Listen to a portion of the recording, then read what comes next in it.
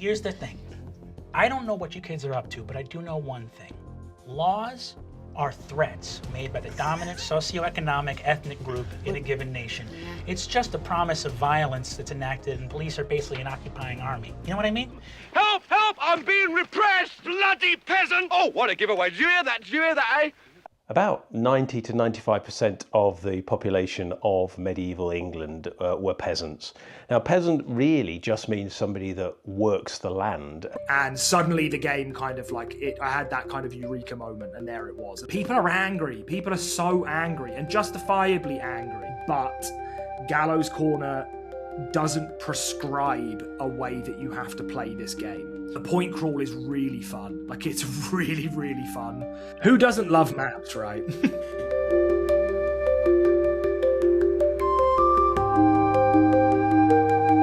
2019 to 2021 was a period in India where a lot of major protests were going on, like the CAA, NRC, the farmers' protest, and it was being covered both in the national and the international media. And it was around that time where I was not only challenged, but I was educated about the political landscape of the entire world, and rightfully so. Because I never wanted to learn about it, because I was way too comfortable in my own space that I wanted to keep away from everything. But as I came to know later, everything is political. But we're not telling that story today. We are telling a story about incremental changes through the society. One of the things that we often don't talk about are peasant revolts. Now, a peasant was earlier a legal term defining a person who was tied to the land that they worked on, and they couldn't leave unless it was being allowed by the lord of the land, so to speak. And that definition went away, but the implication still happens. The situation hasn't changed much.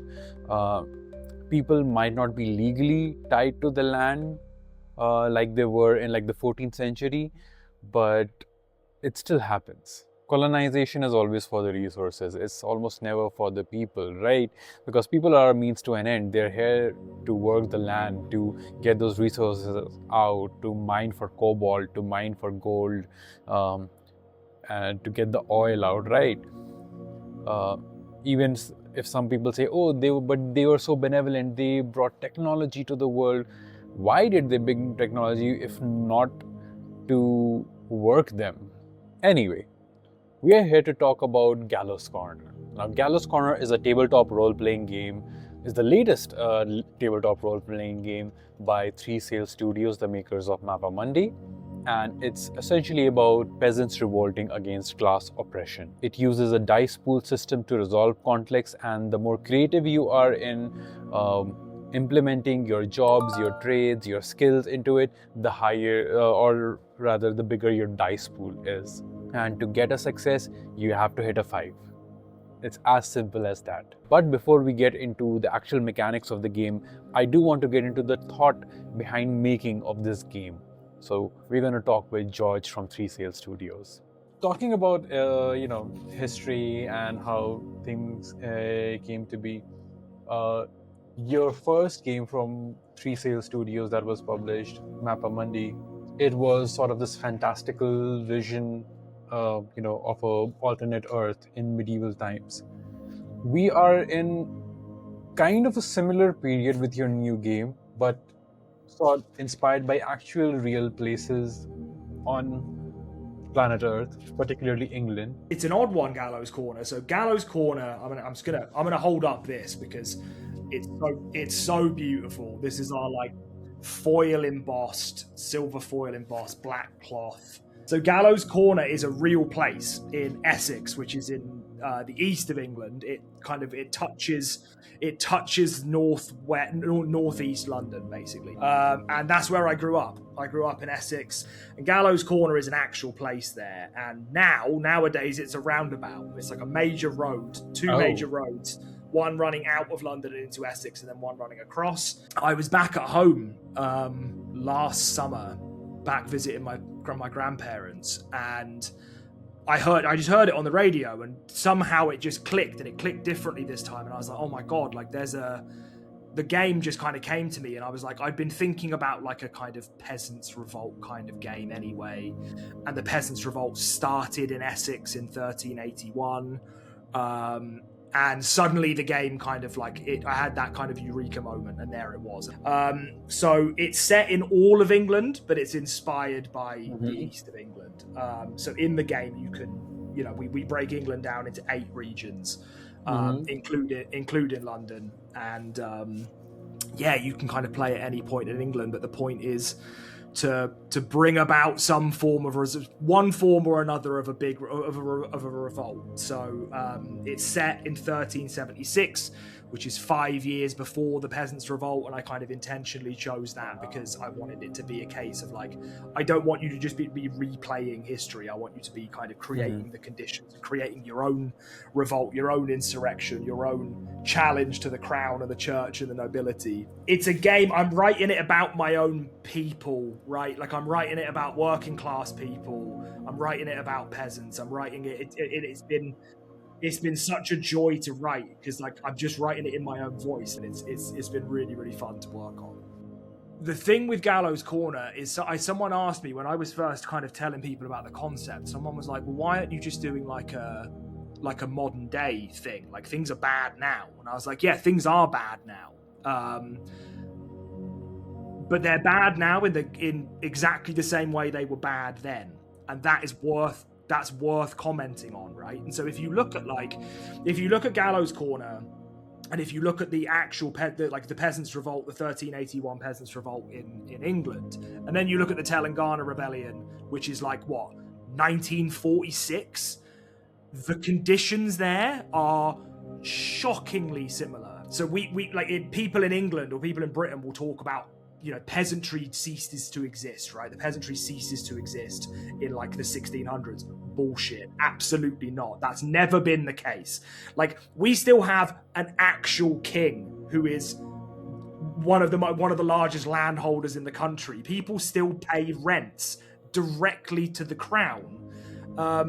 We might not work the land in the same way that we did once more, but let's not pretend that we're that much further, we're that far away from where we used to be. The people in control of that land, the people who own the land and own those means of production, have changed in some cases. In other cases, they've remained the same.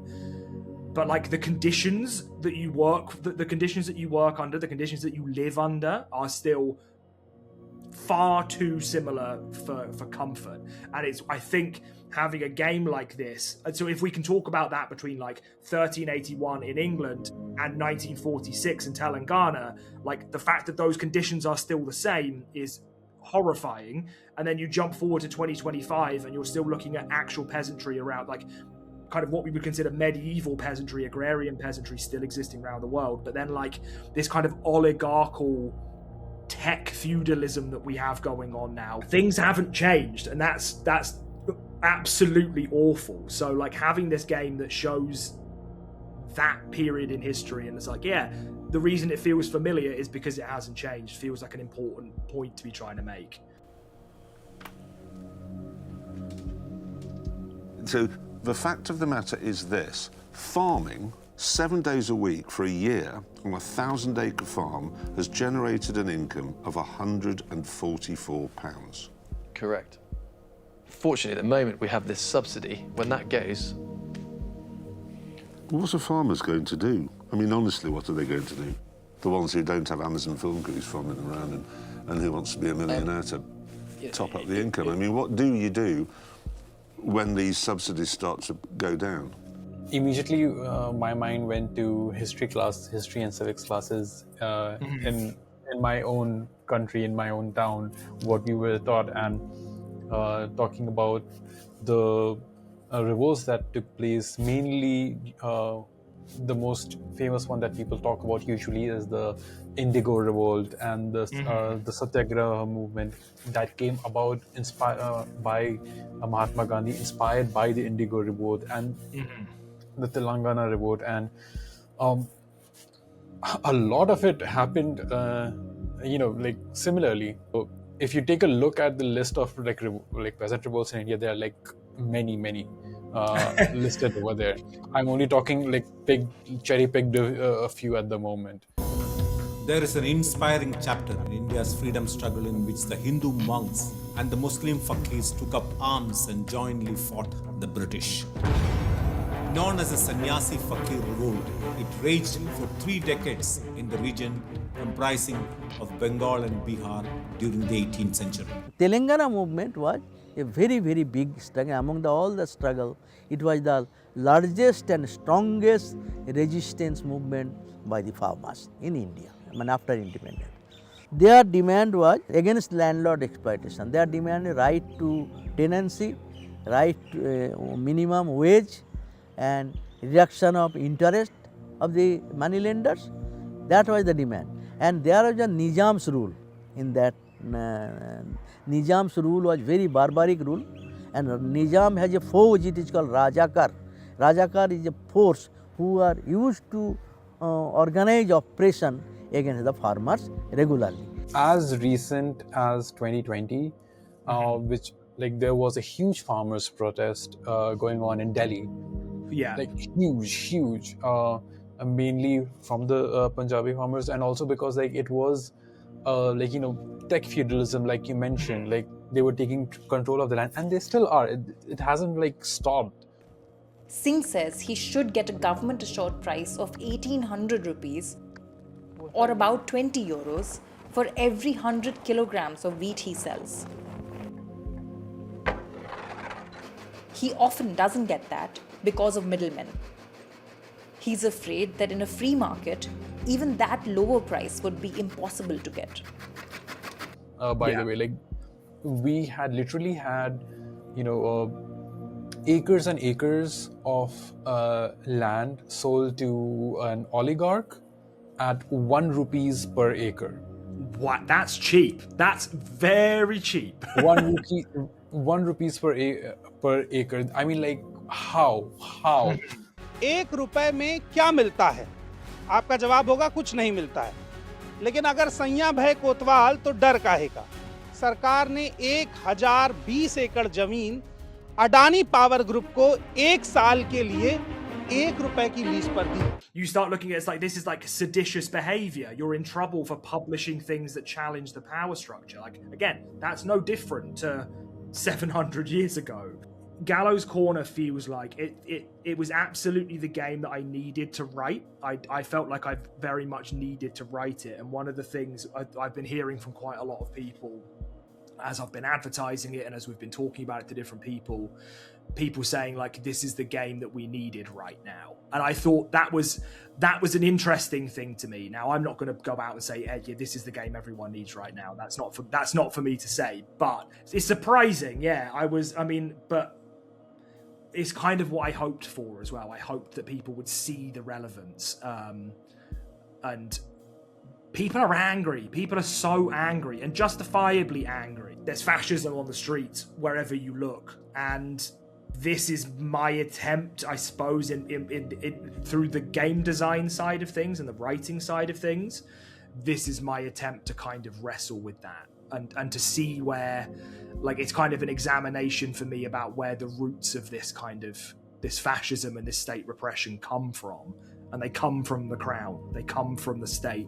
And here was you wondering if I'd be happy to talk about politics on this one. Yeah. I mean, like, most naive me. We were just talking about the Telangana peasant revolt, and several things went wrong with that. The annexation of Telangana, this huge state, by then India, and then incorporating in India, because they were getting into communism. And like there was promises made to the Americans, right? About hey, we'll eradicate communism from it. And I'm like, oh, that doesn't sit right in my throat. Since we are all on this political topic, how does your politics sort of, does it come into this game the way you look at the world, or do you take a sort of distant approach, like, okay, I'm going to detach my politics from it, but I'm going to look at it from their point of view, of the peasant's point of view for this game? That is a very, very interesting question. So first of all, I don't think anyone can detach their politics from anything they do, right? Like just as a general statement. My take on this is it's so like England in 1376 is a feudal monarchy, right? And in Gallows Corner, we use the word peasant kind of with its more modern understanding, right? There was like a legal definition of it back at the time. We're using it more as in its kind of more modern context, which is to understand someone who is like the bottom of the pile. So in Gallows Corner, you are playing as members of the peasantry, but also in some cases members of the yeomanry as well. So like you can be a blacksmith, for example, and a blacksmith wouldn't have been a peasant, they would have been a yeoman, but they're still low down that pecking order. So that is a very kind of like, it's a very linear structure, and you can't move up within it. Like you can't, it's almost impossible to move anywhere. Like you were born into something and you're going to die. You're born something and you're going to die something, right? And like as a peasant, you can't even really leave the land that you're born on without special dispensation from the lord who owns the land that you work on, that you're bound to, and all this kind of stuff. As I said with Mappamundi, my politics are very much kind of like I'm like an anarchist, and so my problem is not with the people who are in power. My problem is the fact that there is something for those people to be in power of. So my problem is the state, but the modern conception of the state doesn't begin until we get to like Thomas Hobbes in the like and Leviathan and stuff like that. So like the modern concept of the state doesn't even really exist in the period of time that this game is in, but it's still distinctly anarchist. You are playing as people who want to eradicate the power structure in which they are a part of. They're not looking to become the new leaders. They are not looking to replace the current leaders with other people. They are looking to free themselves of this bondage, right?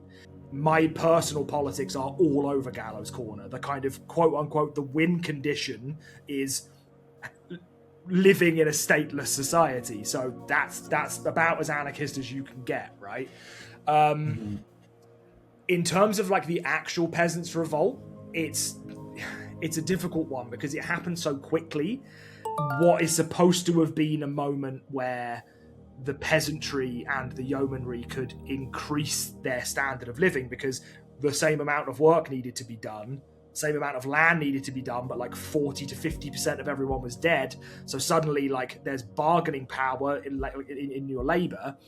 And the Crown put through a law that was like, wages are going to be fixed as they were before the plague happened. So you can't, it's illegal to pay someone more than that. It's illegal to ask to be paid more than that. Now, in some places that was enforced, in others it wasn't, but it's kind of like, it's automatically being like, the power and the authority in the land is like, nope, you cannot, even though all of the economic conditions suggest that you should be able to ask for more, we're not going to allow that. And that caused a huge amount of discontentment. We were also in the middle of the 100 Years' War with France. People were being taxed really heavily to pay for that, not to mention the fact that people were being like rounded up by their lord and marched off to the nearest port and then sailed across to France to die in the fields. When your choice is dying in the fields in France or dying in the fields here, that's no choice at all, right? So let's stay here and let's see if we can make these, let's see if we can not die in these fields and make this better. But Gallows Corner doesn't prescribe a way that you have to play this game. On the surface, it very much looks like a game of beheading kings and burning down manors. But Gallows Corner really comes to life for me in the kind of the smaller moments. So it has a point crawl system within it. So every 100, so the smallest, arguably the smallest area of organization, of administration in the country, the whole country is broken down into these hundreds, and then into counties, and then into regions getting bigger and bigger. And you play at that level. You play at the level of the local town and the local village with the people that you know and the farmers that you know, and then you move across into other places where people you don't know, where you're meeting foresters and you're meeting herbalists and you're meeting all these different people. Gallows Corner is absolutely a game of changing things from the bottom, and really it's not concerned about who is right at the top. Your main concern is the local landowner. Your main concern is the person who, like the Earl or the Lord who controls your county or your region. That's your main problem. but that struggle might look like burning down their manor or looting their stores or fighting their soldiers. But it might also, just as equally, if not more so, look like helping the local farmers bring in their crops, or rebuilding a village that's been ransacked by soldiers or depopulated, or all these different things. There's hundreds and hundreds of different possibilities for stories that you can tell in Gallows Corner. We use a system of verbs.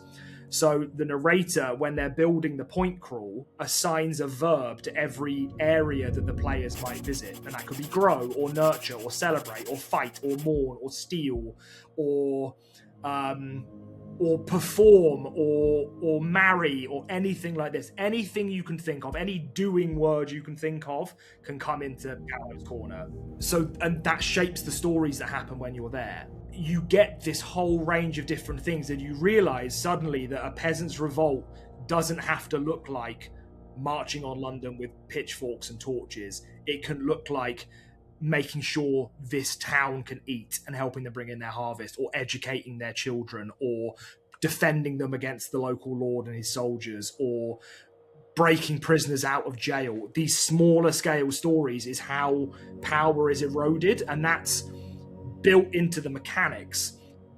The way you quote unquote win Gallows Corner is this: it's essentially a contest between control, which is invested in the spaces of the country, but also invested in whoever is in control of the county that you're in at the time. So the more you help people and the more you do things, the more influential and famous you become. And eventually, when influence outweighs control, you can have a showdown against that local lord or that bishop or the sheriff or something like that, and you can drive them out of the county, and then you've liberated that space. So those acts of helping and helping in spaces are just as important, mechanically important, as confronting that antagonist, confronting that villain. You can't just do one or the other, you have to do both. Let's say the local sheriff has sent soldiers to forcibly recruit loads of the farmers, right? If you defend those farmers against the local lord, you've liberated the space, so you've reduced the control that way, and you've humiliated the sheriff, so you've reduced control in that way as well. And you've become more influential by doing both of those things. So, my politics is all about space. My thinking is all about space and place all the time. And Gallows Corner is my, really distinct experiment of how do I show that how people use space and how people live in space and how people occupy space. How can I show how important that is, both to power and to liberation? And that's what Gallows Corner is like. That's the kind of theory and the practice that runs throughout the game. That is why I'm your king. Listen, strange women lying in ponds distributing swords is no basis for a system of government. Supreme executive power derives from a mandate from the masses, not from some farcical aquatic ceremony. I was kind of worried about this at first. I did the design, and when I was first playtesting it, people went, and I saw this as a kind of serious, somber, angry game, right? People were putting on voices.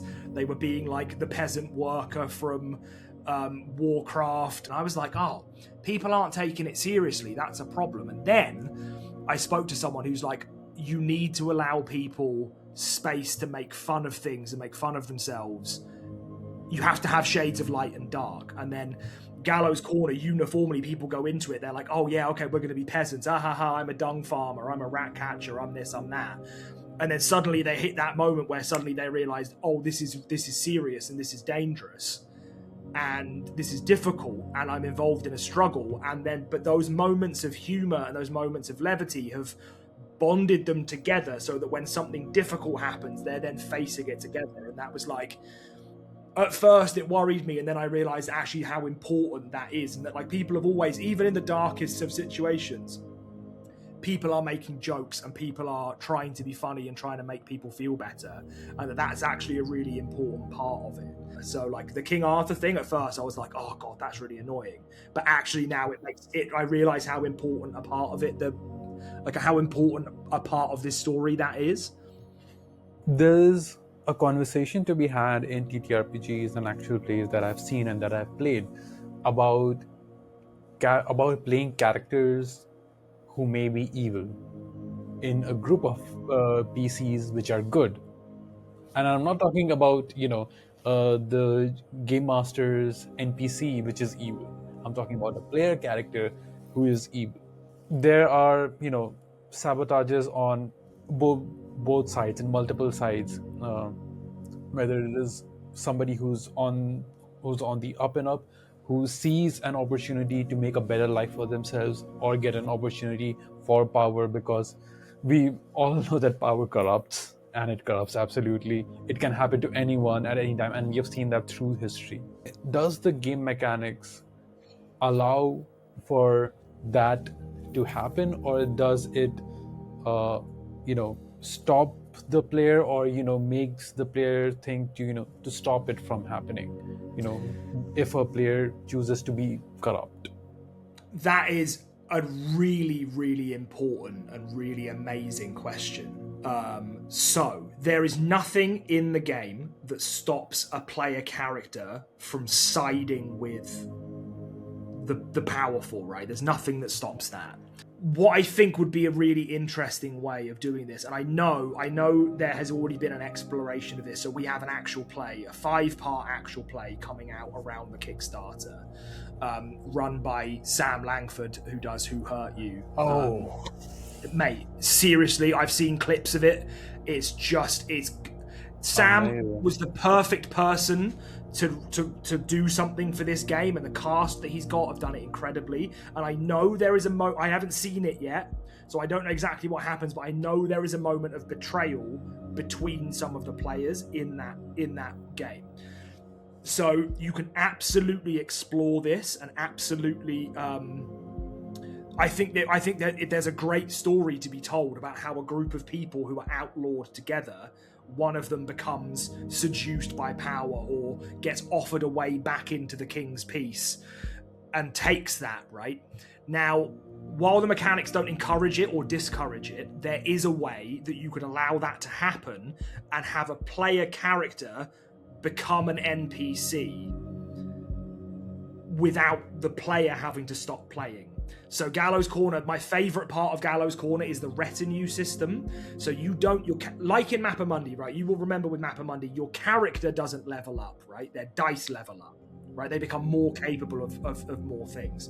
I really loved that for Mappamundi, and I wanted to do something similar for Gallows Corner. So Gallows Corner has the same kind of thing with the dice. The dice can go up and down, but I then developed it a bit more for how I wanted Gallows Corner to work. So your character doesn't level up. As they become more influential, each character starts to attract followers called retainers. They become part of your retinue. And these are they're NPCs in a way. They're not non-playable characters, but they're also not player characters, right? They are fully fledged characters in their own right. So you might make one yourself, or the narrator might introduce one, and they become one of your followers. And then you get to use their dice and their skills alongside your own.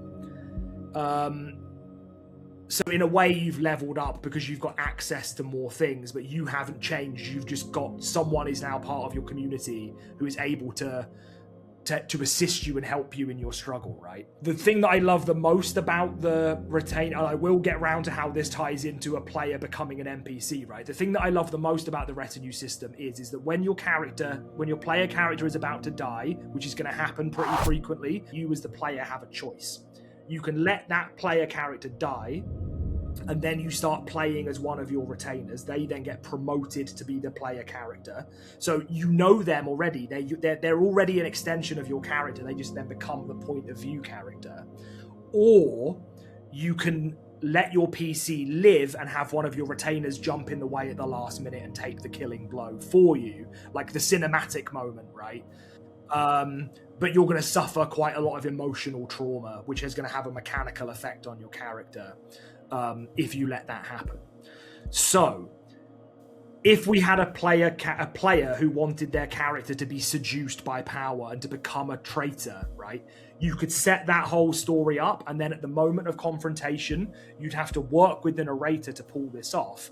But at the moment of confrontation, the big reveal, you could suddenly have that player character become an NPC, exactly the same as they were, but now an NPC, and then the player who was running that character then promotes one of their retainers, who then has to deal with the fact that the person they were following is now a traitor, right? Is now working. So I think there's like a fantastic potential for that kind of thing to happen. Obviously, you want to have the consent of the table. At the very least, you want to have the consent of the narrator, because you might want it to be like a surprise to the rest of the players. But at the moment where that character turns on their friends, that's where they become an NPC. They become an NPC at that point. So then you've not got players fighting each other. You've just got you've got characters struggling against one another. That's the way that I would say you could do that. We talked about a retainer that you have, the person in your retinue, maybe taking a hit for you and dying. Will that affect the emotional stance of the PC? Yes. We have player death, like PC death, and we have a table for that, and then we have retainer death and a table for that. Now, if the PC dies, you roll on you promote a retainer up to become the new PC, then you roll on a table, and the result is going to affect everyone in the retinue. But the effects of that are less bad than if you let the PC live and let a retainer die. That then because like that's, as far as I'm concerned, that's the easy way out, right? You should, if your PC is going to die, let them die, and play as a retainer. But I know people get attached to their PCs, and that's totally fine. So, but I've made it worse. If you let a retainer jump in the way, not only is the retinue being like, oh my god, what's happened, but the PC's like, oh my god, I let someone die for me, and then you have to kind of live with the guilt of that. So your emotional dice are going to go down. You're going to like lose different things temporarily and sometimes permanently as well. One of the things I really loved about Mappa Mundi was the shaping mechanic, where you as a player could add lore to the world, maybe a flavor text, or sometimes even a mechanical advantage to it. Like you could add something to the world around you which would give you sort of an advantage going forward, because the GM allowed you to shape the world, and shaping exists in Gallows Corner as well.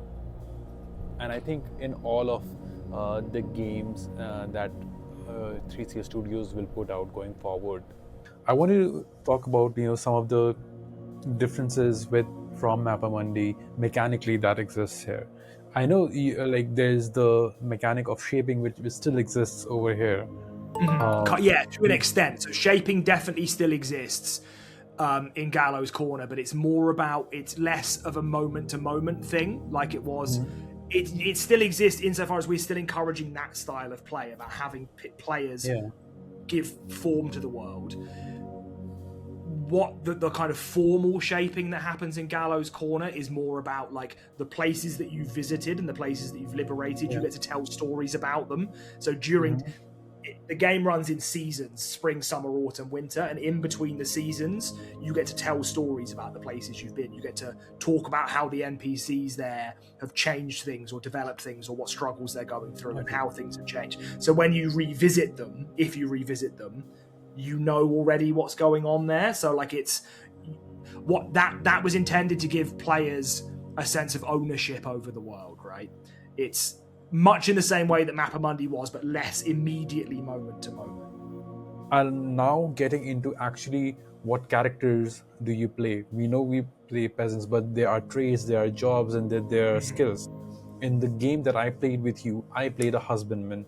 I had no idea what a husbandman was, but like that name sounded cool, that job sounded cool, and I was like, I want to try. I want to figure out what this thing does, because it wasn't there in the you didn't have the tech, you didn't have the page in front of you, did you? Yeah, you just had the name.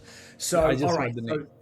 the trades. So there's Gallows Corner and Mappamundi look really different, right? Like tonally, they're very different. The art style is very like Joel is. I remember saying to you last year, you wait and see how Joel's art style is adaptable, how he can change, right? Like so, Mappamundi is this like high fantasy, painterly style, and Gallows Corner, I'm sure you're going to show this up on screen, is like woodcut. It's like digital woodcut. Like it's gritty and it's grimy and it's like hand carved and stuff like that.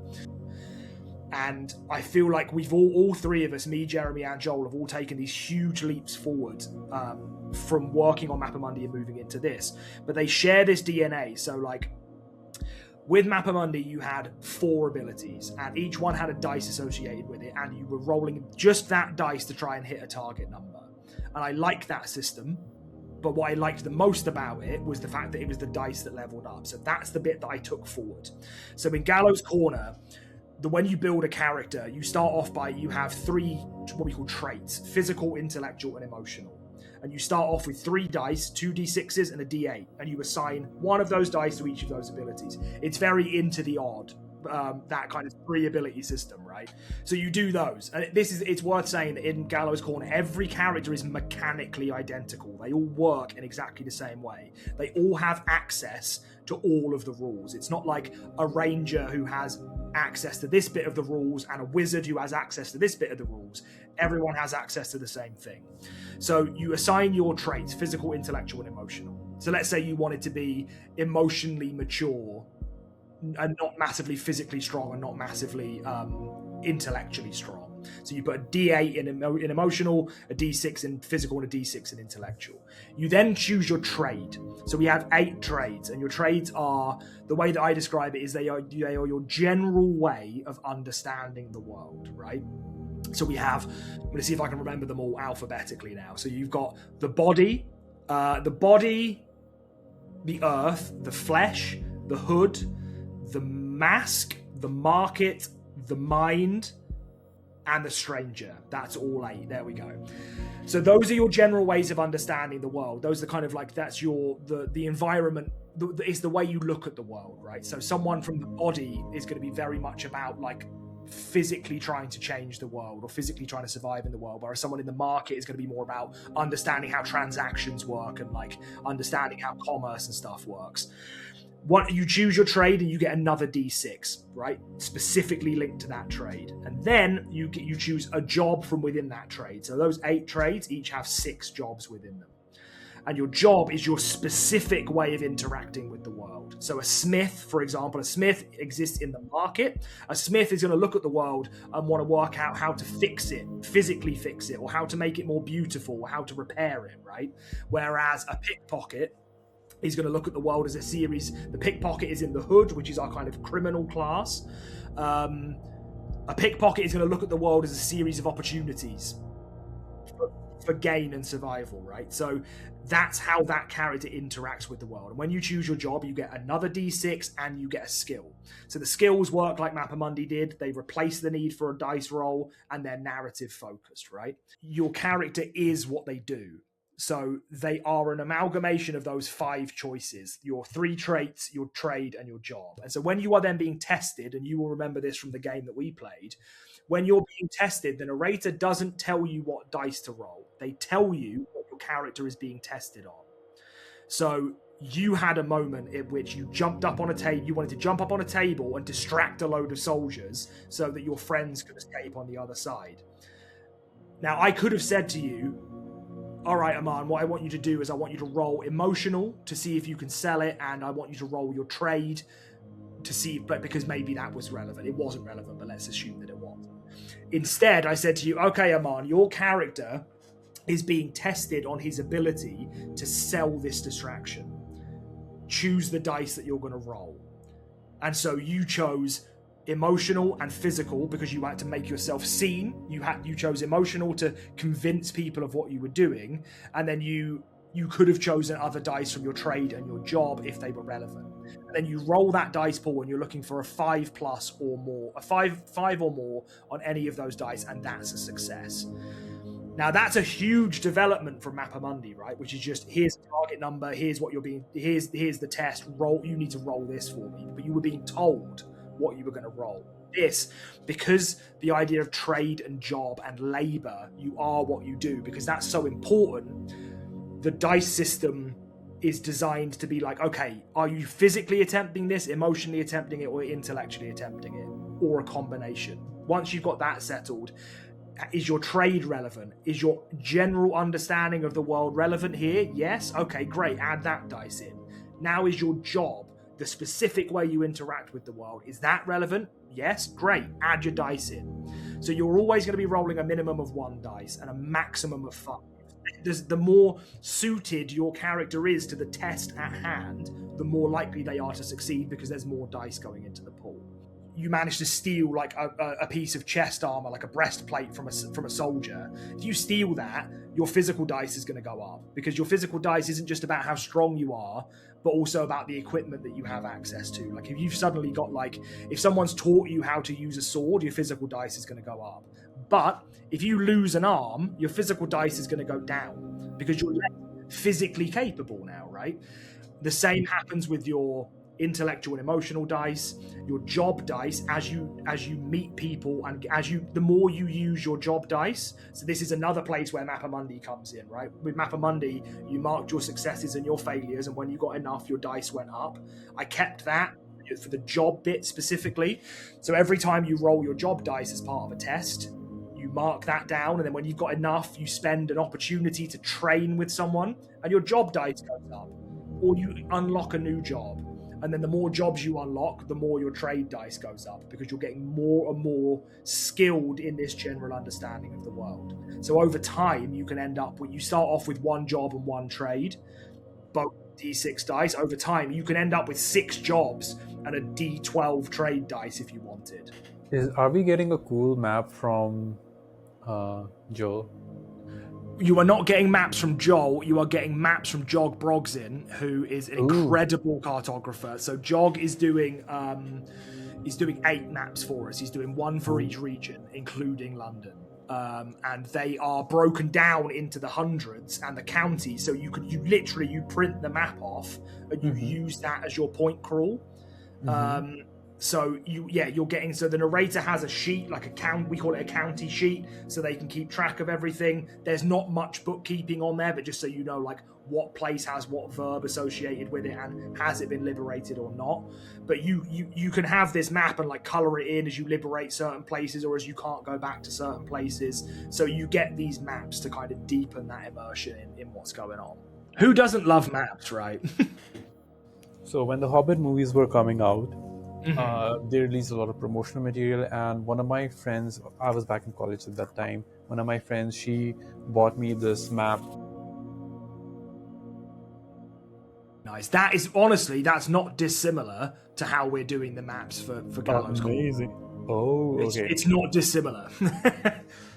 So I remember saying to you last year that Mappa Mundi was very much about like what space is and what it means, and this exploration of space and understanding what space is. And Gallows Corner is exactly the same. The difference is mechanically, in Mappa Mundi, space is very abstract. We have the journey cards and stuff, but you are moving through an abstraction of space. In Gallows Corner, you are going to specific places with specific conditions where you're going to experience certain things that have been kind of built into this point crawl. The point crawl is really fun. Like, it's really, really fun. It's the different, and like the different stories you get to tell. Like, what happens in one part of a county is going to change. Let's say you go and find some soldiers who have deserted from the army, right? And your job is to get there and try and convince them to join you or to become outlaws. If you fail, they might become bandits, and then a few sessions later they might be terrorizing another town that you've gone to visit on the other side of the county, and people who you had an opportunity to recruit have now become kind of violent antagonists. And so like these stories are woven all the way through it, and like if you want, you can tell a story where your outlaws, your peasants, start in one part of England and go and liberate the whole place. But realistically, you're probably not going to play that way. What you're going to do is focus on one county or one region and see what you can do to change there, and like the power, challenge power in those small ways and in the big ways at the same time. Another important part I think we should expand on is the verbs. that you mentioned. How does that work, and how does that affect gameplay and role play? I thought it was really interesting. So I saw someone talk about, I can't remember who it was now, I'd have to look it up, but I saw someone talk about how the way to run a good, it was advice for GMs, right? It was like the way to run a good system is to run a good session, to find out what your players want to do and boil that down as simply as possible. And I was like, okay, that's really good advice, and I think it's actually really useful to structure a game around that, right? So Gallows Corner has seasons, which are your big kind of narrative arcs, right? But it also has scenes. So the scenes go into those seasons. So you might have maybe 4 to 8 different sessions within a season. And that narrative arc for a season is based around the place that you are. So when the narrator is building the point crawl, they choose a county, they choose one of England's counties, and they ask the players, what is it you want to do here? What do you want to do? And they'll listen to the players talk about what they want to do, and they're going to boil that down into a single verb, right? And then make an antagonist for the county. So it might be a sheriff or a bishop or a bandit leader or something like that. And they're going to take what the players want to do, and they're going to find something that's opposed to what the players want to do, and they're going to make that the county verb. So in the book, I give an example of this, right? So when we're talking about building the point crawl, I'm like, George asks his players what they want to do in the county of Essex, and they decide they want to inspire the people, right? They want to inspire them to throw off oppression. So I was like, great, okay, what is the opposite? What could someone do to like fight against people trying to inspire people? So I said, okay, my antagonist is the High Sheriff of Essex, Robert Fitzwilliam, right? And he has decided that he wants to break the people of Essex. And he's going to do that by creating an artificial famine. And from that point, that's where the narrative arc comes from, right? This conflict between inspiration and break. And in the examples in the book, I'm like, okay, well, like the players go to a place and the verb there is investigate.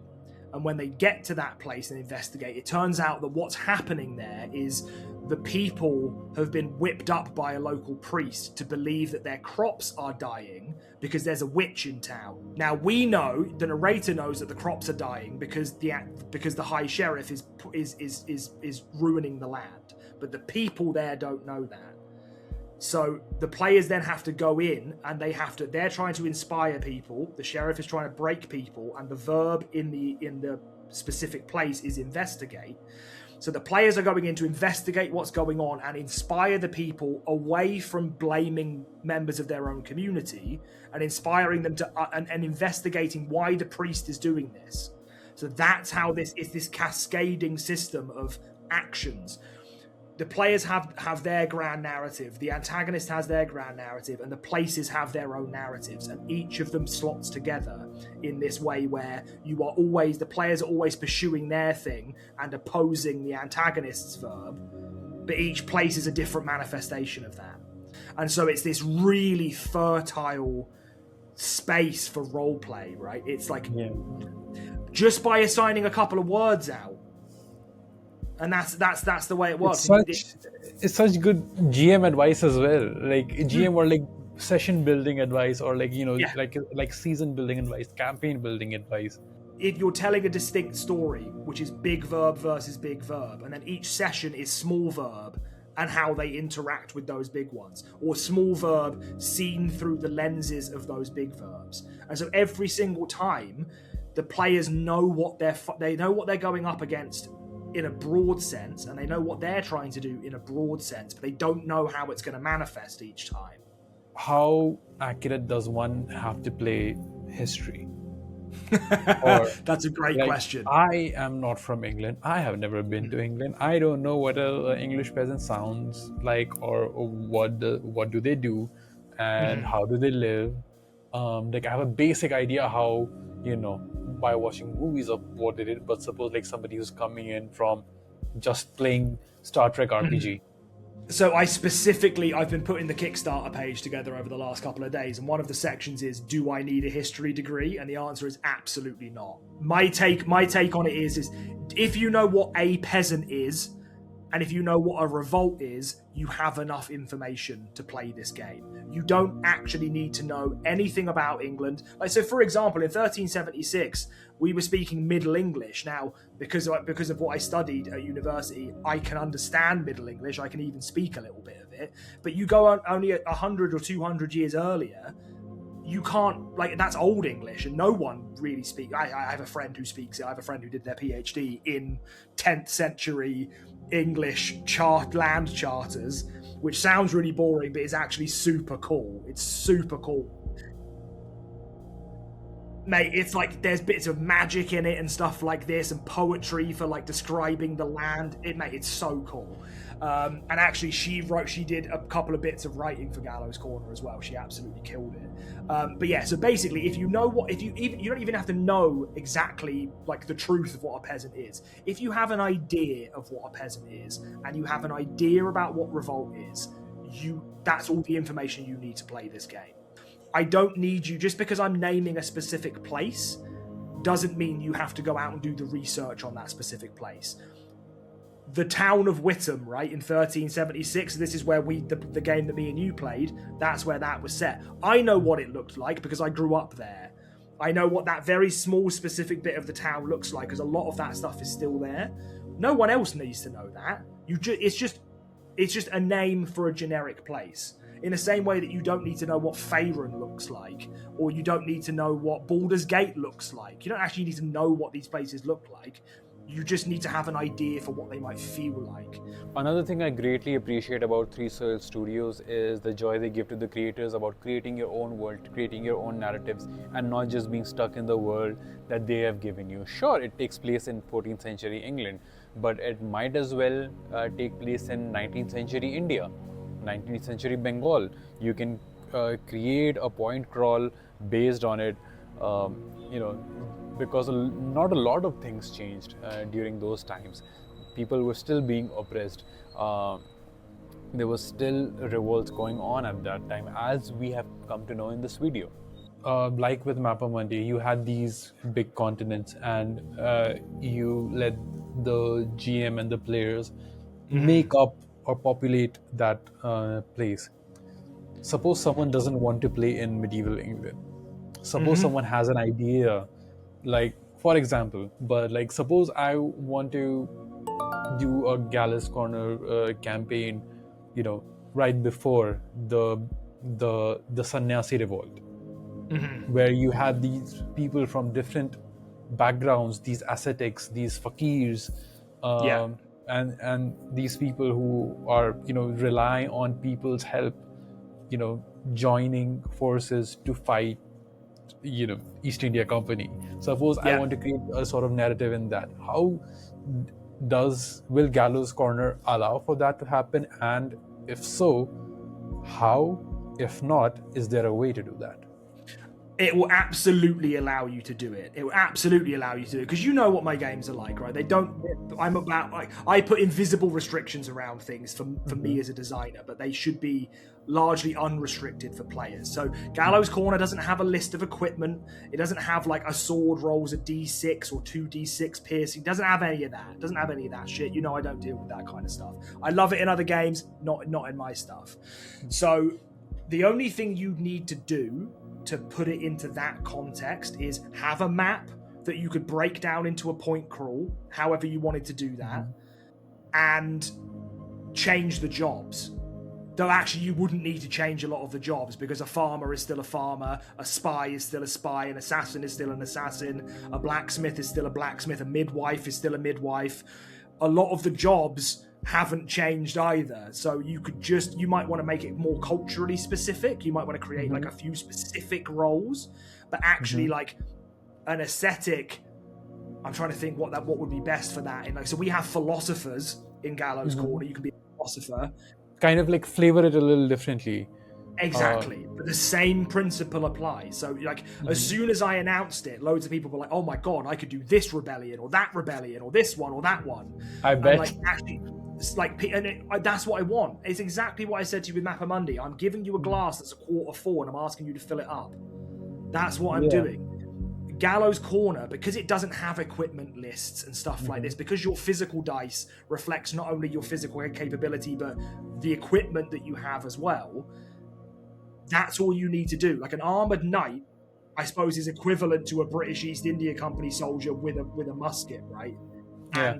And a peasant armed with a spear is no different to a peasant armed with a spear. The same. It's about the relative power, the relative capability of those people, and the gun is the equivalent capability of having armor and carrying a sword. It's situationally, it's the same. It's the same relative power.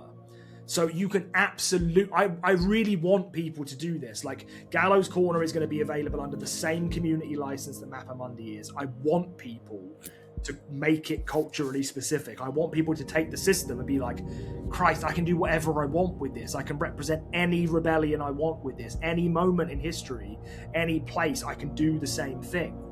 Because the system is so simple and streamlined, and the mechanics are so intuitive, you can literally just take it from here and put it there and just change the flavor, and that's it. That's the same system works. 650, 700 years apart and still feels relevant is, I think, one of the reasons is as well because people look to art, which is, not directly reflective of our time. It doesn't exactly represent our time.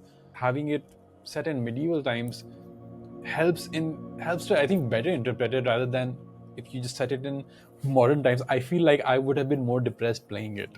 I don't know why. Yeah, I can see that. So I think Gallows Corner, I think, exists in a continuum of other UK designed and UK published RPGs. So like both of the other two of which are set contemporaneously and are also more fantastical than Gallows Corner. So you've got like Void Heart Symphony, which is published by Rowan Rook and Deckard, which is I'm certain it's Mina McJander who's the designer for it. And then you've got Mad as Hell, which is published by Soul Muppet. And both of those are set in the contemporary moment, and both of them represent things like capitalism and transphobia and homophobia and misogyny, represent them kind of fantastically. Whereas Gallows Corner, despite being set historically, has no fantastical elements in it whatsoever. So it was kind of a choice, I suppose, in a way. Like, I'd like to see that Gallows Corner maybe gets put into dialogue with those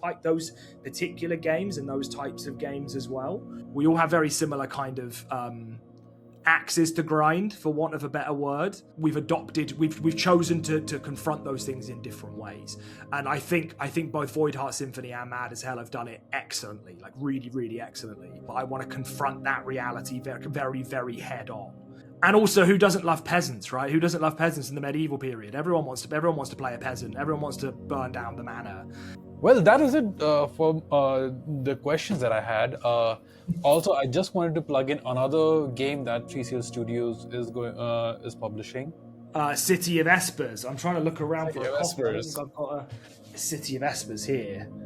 This is our first external project that we're publishing rather than designing. So it's created and designed by Nathan Blades, who is an incredible game designer, as well as an incredible actual play performer and streamer and voice artist and writer. Nathan's just great at everything. We're really, really honoured to be publishing it. Like, I'm doing the layout and the art direction, and me and Jeremy are developing it, and Jeremy's going to be editing it and stuff like that. But that's going to be launching in September. So Gallows Corner launches in February, City of Espers launches in September. But this year, 2025, we did our first game. We did one game. 2026, we're doing two, and we're thinking about doing 3 in 2027. We're definitely doing 2, but we're thinking about 3. So we're going smoothly and steadily, but we're starting to kind of speed up and build up our capacity, really. Mappa Mundi expansion. So with that, we're going to bring this interview to a close. George, thank you so much. It was lovely speaking with you. We had a lovely time. Always my pleasure, man. With the taster session that we had, with the small session that we played. It was amazing. It left me wanting for more. Like, ooh, I want to see where our players go with the bandits, and like, what do we do? How do we overthrow this fucking landlord? Yeah, exactly. How do we get rid of him? Yeah. So yeah, can't wait to play it more. And yeah, I'll talk to you soon. Thanks, man. Appreciate it. All in all, I suggest you pick up this game. Maybe have someone run it for you, back it, play the point call system, run a campaign, make an actual play. I can't wait for this game to come out. I've had a taster session and it was absolutely amazing, I must say. George is a fantastic GM, by the way.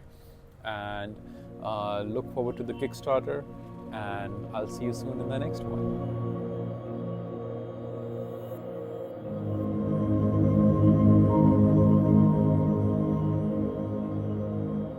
Okay, I'm gonna stop the recording and hopefully it does.